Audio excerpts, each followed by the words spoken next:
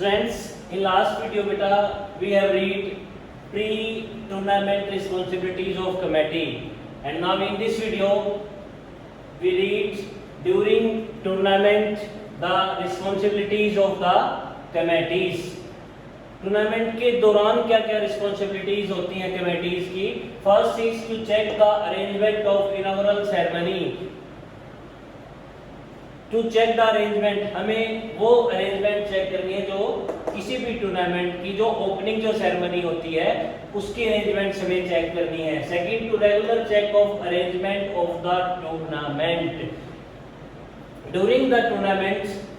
To regular check of the arrangement, हमें regular लगातार हमें अरेंजमेंट चेक करनी है टूर्नामेंट्स में, टूर्नामेंट्स को हेल्ड करवाने वाली. Next is to check the eligibility of teams in general and athletes.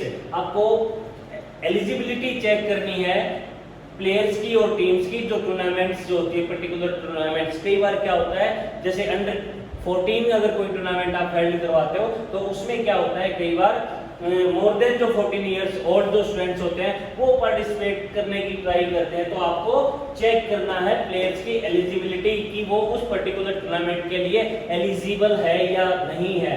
Next, to make sure that tournament in running as per as schedule. फिर हमें चेक करना है कि वो पर्टिकुलर टूर्नामेंट जो आपने प्री टूर्नामेंट प्री कंपटीशन जो आपने प्री प्लान किया था उसके अकॉर्डिंग आपकी टूर्नामेंट रनिंग है या नहीं है. वो जो आपने शेड्यूल बिफोर द कंपटीशन जो आपने प्रिपेयर किया था उस शेड्यूल के अकॉर्डिंग मैचेस हो रहे हैं या नहीं हो रहे, आपने लगातार चेक करना है. जिस इवेंट का और जिस मैच का जो आपने पहले टाइम डिसाइड किया था उस टाइम के अकॉर्डिंग आपकी उस डेट और टाइम के अकॉर्डिंग आपके मैचेस और आपके कॉम्पिटिशन्स जो है वो हो रहे हैं या नहीं हो रहे हैं, वो आपने लगातार चेक करना है. Next is to supervise the officiating staff for the smooth conduct of tournament. उसके बाद आपने जो ऑफिशिएटिंग जो स्टाफ है उसको सुपरवाइज करना है, उसको ऑब्जर्व करना है कि वो एक टूर्नामेंट को स्मूथ कंडक्ट यानी कि स्मूथली वो कंडक्ट हो रही है या नहीं हो रही. आपने उन ऑफिशियल्स मेंबर्स को भी चेक करना है कि ऐसा ना हो कि वो कोई किसी टूर्नामेंट या किसी प्लेयर्स के साथ सौतेला व्यवहार ना कर रहा हो या वो जानबूझ के किसी प्लेयर या किसी टीम के साथ गलत व्यवहार ना कर रहा हो, अपनी ऑफिशिएटिंग में वो कोई दुर्व्यवहार ना कर रहा हो, आपने उसको लगातार चेक करना है. Next is to prepare the record of score sheet etcetera. उसके बाद जो भी मैचेस का जो रिकॉर्ड होता है, इवेंट्स का जो रिकॉर्ड होता है, उसकी स्कोर शीट आपने कंटिन्यू आपने प्रिपेयर करनी है. ये नहीं कि आपका इवेंट और आपका मैचेस होने के 1.5 घंटे 2 घंटे या आफ्टरनून में अगर आपका मैच है तो आप इवनिंग में उसकी स्कोर शीट या उसका फाइनल रिजल्ट तैयार करते हो, ऐसा नहीं होना चाहिए. जैसे ही मैच और इवेंट फिनिश होता है बिल्कुल जस्ट बाद उस स्कोर शीट को और ड्यूरिंग दैट इवेंट आपने उस स्कोर शीट को आपने मेंटेन करना है. जैसे ही मैच खत्म होता है आपने उस स्कोर शीट को और फाइनल रिजल्ट बना के नेक्स्ट कमेटी में आपने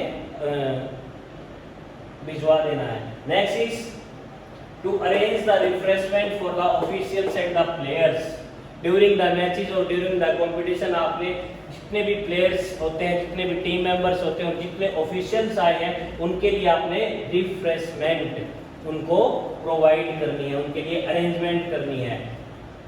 next, to make the arrangement and progress of the tournament. उसके बाद आपने क्या करना है, to make the arrangements and players progress of the tournament. उस टूर्नामेंट को प्रोग्रेस चलाने के लिए जितनी भी अरेंजमेंट्स होती है प्लेयर्स और ऑफिशियल्स के लिए वो आपने अरेंजमेंट्स करनी है. Next, to provide first aid in case of any injury. अगर किसी प्लेयर को या फिर किसी ऑफिशियल्स को या मे भी हो सकता है वो किसी स्पेक्टेटर्स को during the match, during the competition और ड्यूरिंग एनी इवेंट अगर कोई इंजर्ड हो जाता है तो आपने तुरंत उसको क्या प्रोवाइड करना है, फर्स्ट एड, प्राथमिक उपचार आपने उसका करना है. Next is to provide daily progress of tournament to the media.